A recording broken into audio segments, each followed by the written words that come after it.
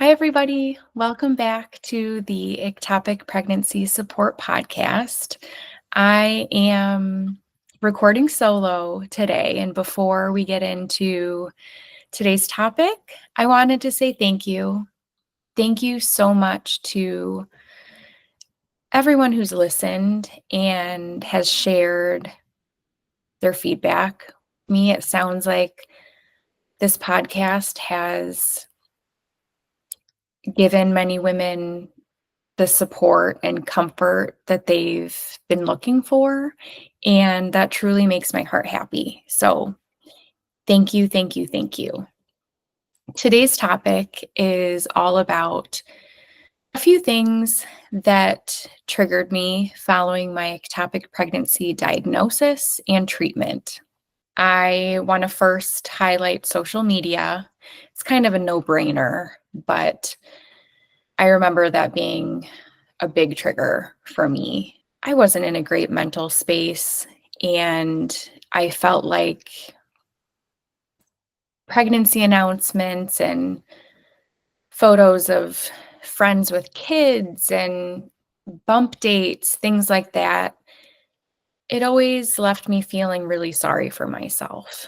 And if this is you, then know that your feelings are completely valid and they are normal feelings to have.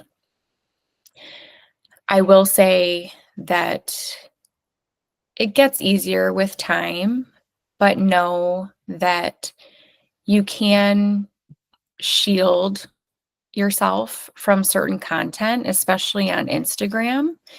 If you're not following me, follow me on Ectopic Pregnancy Support, because I did recently highlight, actually today, March 20th, I shared a reel showing you how you can make it so Instagram doesn't show you certain things so that it helps you heal and helps your recovery. Blood work, that was a major trigger for me, and I know that's a major trigger for all of us, specifically with methotrexate. And I can only speak in regards to this treatment option since methotrexate was my only treatment option. You have to go in to get your labs done every few days until your HCG numbers reach below 5. I believe I went in 6 or 7 times. Well, no, probably at least 10 times in the span of 3 weeks. And not only was it a trigger physically because, you're bruised, you feel pain, but a separate trigger aside from that is going to a lab and seeing other pregnant women who are at the lab for other things surrounding their pregnancy and health. Meanwhile, you're there while your pregnancy slowly dissolves, and it's unexplainable. We know that most can't relate unless they've experienced it themselves. So it's hard. I know it's a very common thing to feel, but just know that you're not alone. I know that's so cliche, but it's true. One of the stories I wanted to share regarding blood work was I was getting my regular lab work done, and the tech looked at me and said, "Oh, you're testing for pregnancy?" And I just looked at her and said, "No, well, yes, I'm testing my HCGs, but I'm losing my pregnancy. It's, I had an ectopic pregnancy and I need to test these numbers to make sure that my treatment is working." And I'll never forget the look on her face. You could just tell she felt terrible and that she misspoke.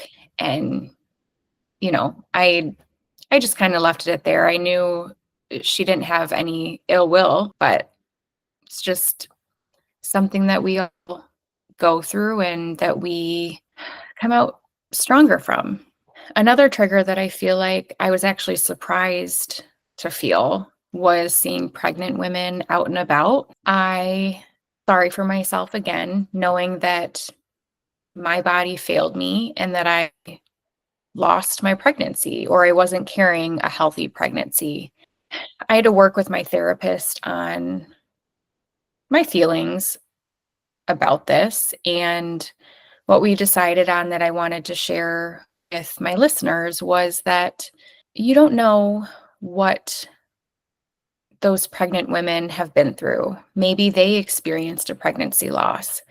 Maybe they're pregnant with their rainbow baby. So when you have those triggering thoughts, shift your mindset and think about those things that I just mentioned. You just never know, don't ever judge a book by its cover. The last trigger that I wanted to highlight is probably my most triggering one of all.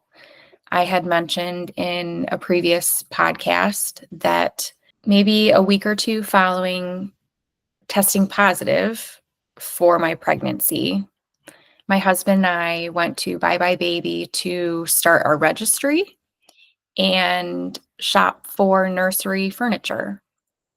When we were at the store, a sales clerk had came up to us while we were looking at furniture and said that there's a major back order going on and it won't come in until 5 or 6 months. So my husband and I thought, all right, we need to order our furniture so that we can prepare our nursery in time for baby.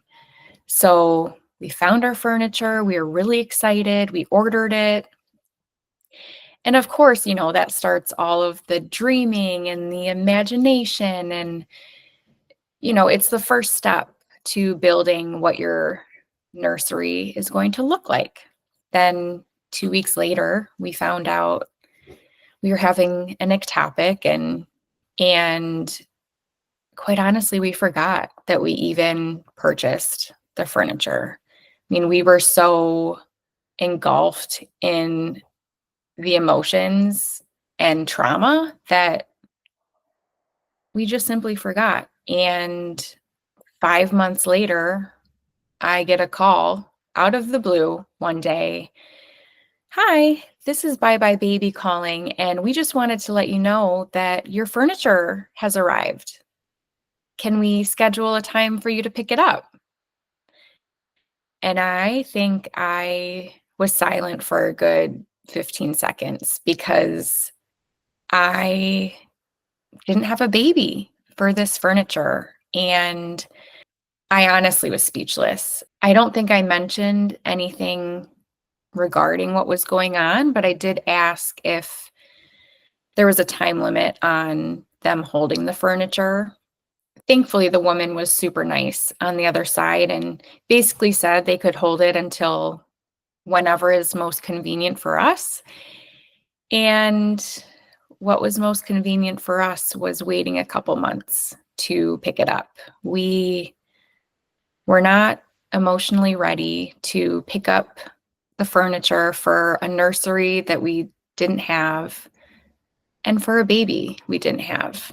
So we waited a while.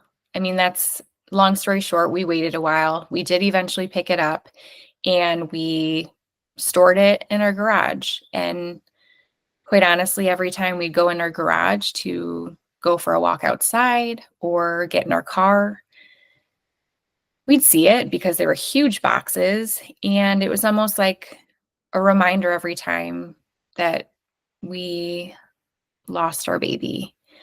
But there is a light at the end of this story because we did end up using that furniture for our rainbow babies nursery that we have today. So, it came full circle and I knew that I wanted to save it for a future baby. I just had no idea when that was going to be. If you are experiencing any sort of triggers, I completely sympathize with you. It's a really hard journey. It's unexplainable, but we're in it together.